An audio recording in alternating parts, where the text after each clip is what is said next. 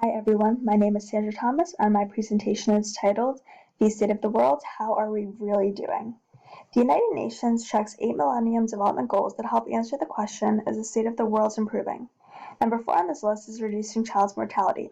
My goal today is to look at a subset of this area, which are mortality rates for children under 5, to support the claim that the world really is improving at a quantifiable pace.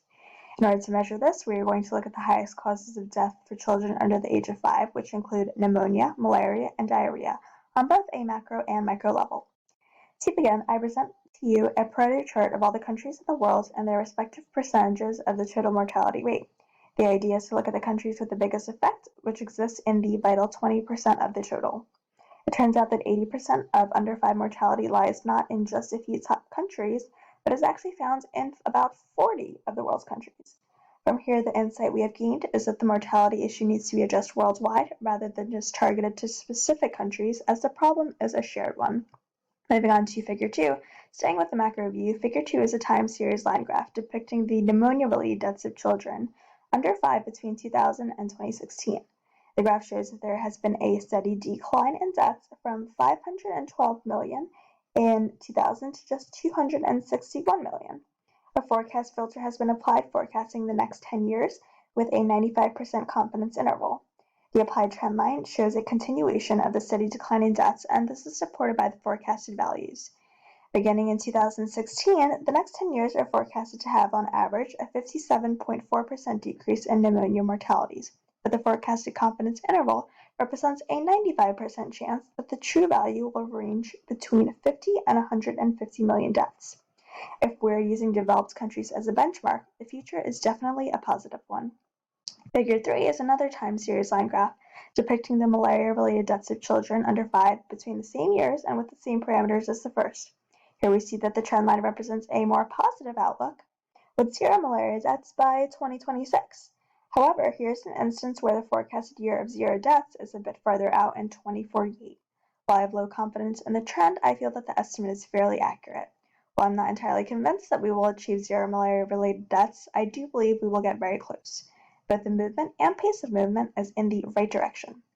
The confidence interval shows that in another 5 years, malaria deaths will range between 20 and 70 million. There's a forecasted decrease of 47% in malaria mortality rates in 10 years' time. Figure 3 is another time series line graph depicting the diarrhea-related deaths of children under 5 between 2000 and 2016 with the same parameters as the first two.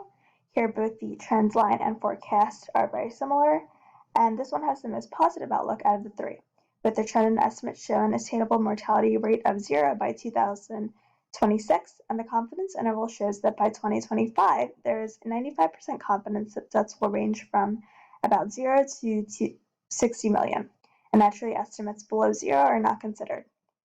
From the previous three forecasts, the recurring sentiment is that the state of the world is in fact improving. So how does this information translate to specific countries? We are now going to look at the individual countries with the highest death counts from 2000 and 2017. In the year 2000, India, Nigeria, and China had the lead for most deaths.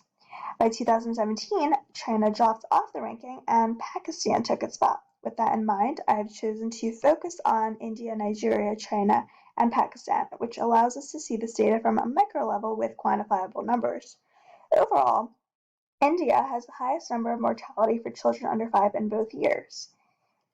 However, we have seen a decrease in the numbers. In 2000, the mortality count was 2.5 million and has considerably dropped to 881,000 by 2017. Nigeria has seen a less dramatic drop from 929,000 to 866. China has seen a drop from 653,000 to 146. And finally, Pakistan, which took the number 3 spot by 2017, saw a decrease from 543,000 to 408. The numbers are further split into the 3 areas that we studied for further analysis. But again, the idea is that the state of the world is improving and has yet again been seen on a micro scale.